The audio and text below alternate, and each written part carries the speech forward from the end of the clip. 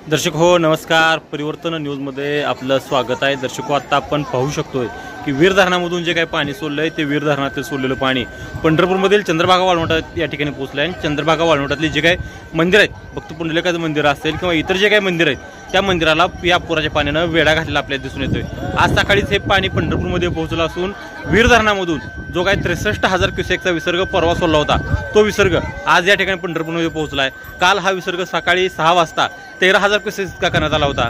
मात्र आज सकाळी पुन्हा तो विसर्ग कमी करण्यात आला असून तो विसर्ग हा केवळ 6,000 क्युसेक इतका केला आहे। आपल्याला माहिती आहे की पाठीमागच्या 2 ते 3 दिवसापासून पश्चिम महाराष्ट्रासह अनेक ठिकाणी पावसानं हजेरी लावल्यामुळे जे काही धरण पाणलोट क्षेत्र आहेत किंवा महाराष्ट्रातले जे काही पाण्याचे प्रकल्प आहेत, जलाशय आहेत, ते मोठ्या प्रमाणात भरले आपल्याला दिसून येतात आणि त्याचाच परिणाम म्हणून वीर धरण आहे ते वीर धरण सुद्धा 80% भरलेलं होतं। त्यामुळं पुढची परिस्थिती नियंत्रणात ठेवण्यासाठी त्या पाटबंधारे विभागाकडून वीर धरणातून जे पाणी आहे ते पाणी निरा नदीमध्ये सोडण्यात आलं होतं आणि निरामध्ये सोडलेलं जे पाणी आहे ते पाणी आपण पाहिलं तर ते अकलूजमधून संगम म्हणजे ज्या माळशेर तालुक्यामध्ये तो संगम आहे त्या संगमा या ठिकाणी मिळतं आणि ते मिळालेलं पाणी पुढं आपल्या भीमाच्या पात्रामध्ये आलेलं दिसून येतं।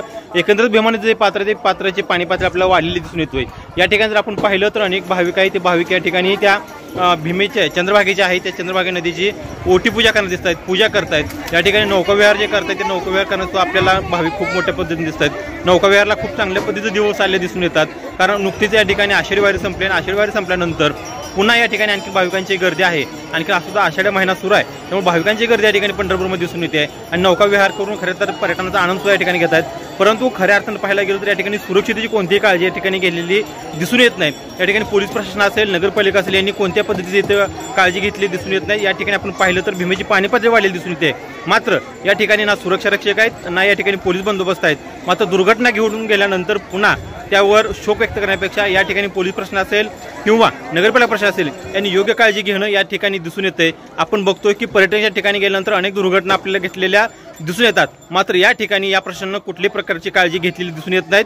पण या ठिकाणी जी भीमेची पाणी पातळी वाढते, भीमेची पाणी पातळी वाढत असताना या ठिकाणी भाविक आहेत ते मात्र याचा आनंद घेताना दिसून येत आहेत। बालाजी फुगारे, पंढरपूर।